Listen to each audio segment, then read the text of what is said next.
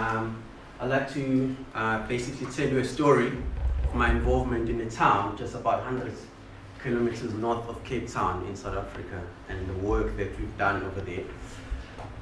After 1994, we came up with a constitution in South Africa that we thought was the best constitution in the whole world. But the sense of the constitution was based on restitution. How can you make a relationship work in South Africa that was broken through apartheid? And that was the sense of the constitution. So if you look at the South African constitution, throughout, it's about that. But since 1994, we've been trying to implement that project. However, what we are finding is that through legislation, there is a disconnect between what is meant to happen and what is actually happening on the ground. So the model that's being used through legislation and regulation is more a top-down approach to restitution.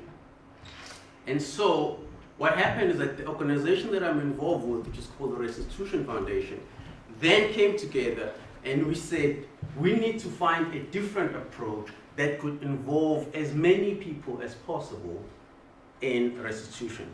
And the idea of restitution is not that we want to punish the white people. Every time I speak about restitution, white people in South Africa are suspicious. Okay, here he comes again, he wants our stuff.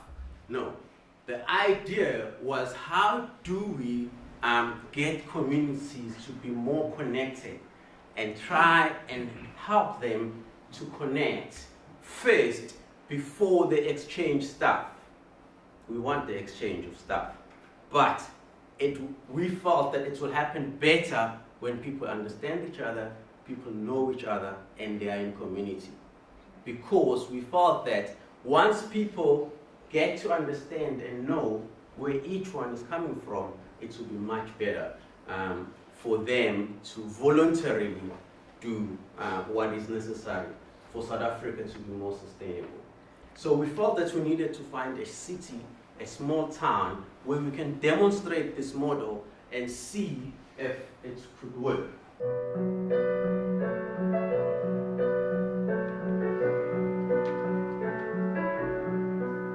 10 years ago, when we began the Restitution Foundation, we wanted to create a social movement. We wanted to include as many people as possible in doing something about the past and creating a new future for our country. I've always been very interested in how can a whole community take responsibility for the injustices of apartheid and colonialism in South Africa. We started by looking at models for possible ways of making change. We got people involved from business and from churches. We asked people to come together to talk. We wanted to have discussions. And soon we found that what we really needed was a community-led initiative where people could actually talk in a small geographical space and we could actually learn together what it would take.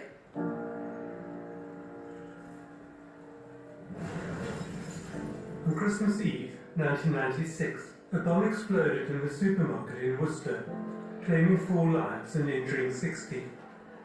4 right-wingers received life sentences.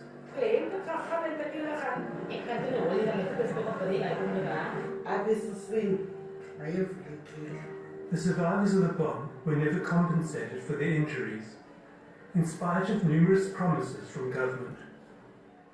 When I heard the story of the Worcester bombing, I immediately realized that this story has a lot of capacity in uniting the Worcester community. I'm Cele. I accept the responsibility for the Worcester bombings organization. While in prison, Cele agreed to meet Olga Masingwani, one of his victims.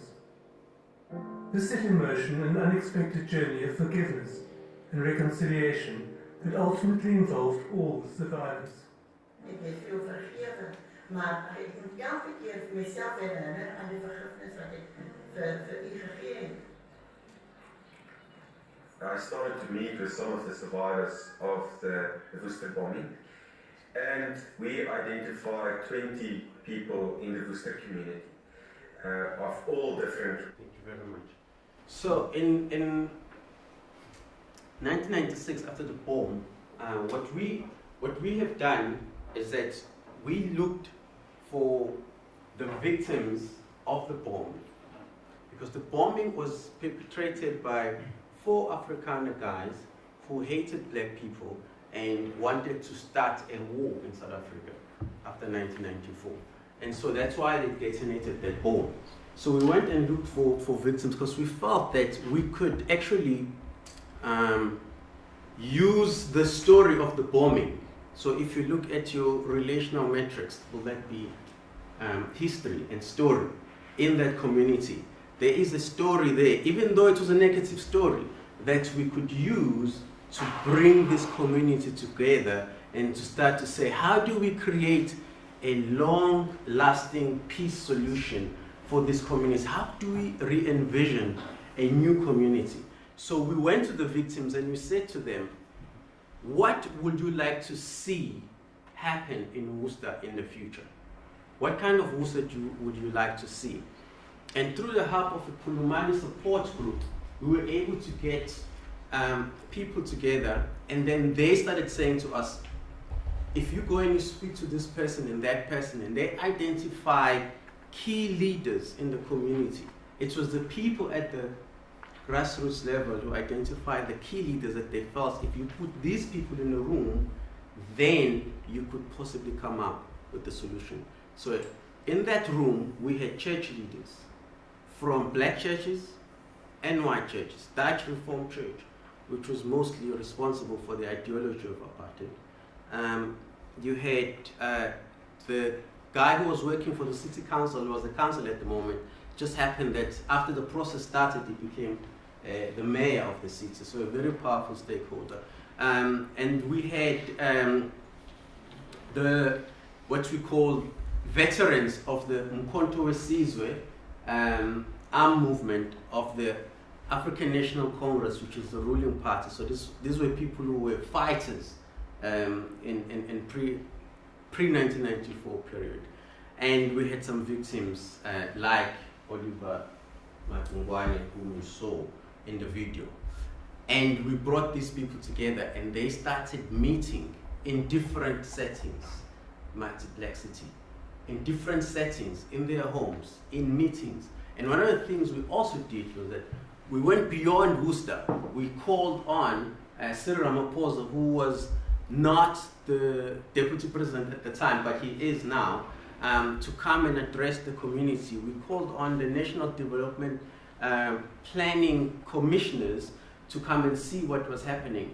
And we called on some leaders of the Afrikaans community, like Leon Wessels and others, to come and address the community. And through all of those meetings, people started feeling that there is some momentum, there's something happening in the city of Worcester. And so we were then able to get this group of about 20 people to be very, very close to each other, and we're able to come up with what is now called the Worcester Hope and Reconciliation Process. It's a committee of 7 people that meet together to plan the future of Worcester, and they're working together with the city council, the business people, and all the major stakeholders in the city to come up with solutions. And so we had a workshop for them, and they identified 4 areas that they felt that if we could address these 4 areas in our town, we can make a big difference. And that was education, that was housing, that was substance abuse, and it was healthcare. And they came up with a plan to address these issues, and they started working towards this. And the amazing thing is that the city council then was able to integrate aspects of that in their planning and in their budget, and some movement that we've seen happening in terms of development in the city of Worcester. There are less than 100,000 people in Worcester, so it makes things very, very easier to work with compared to a city of 6 million in Cape Town.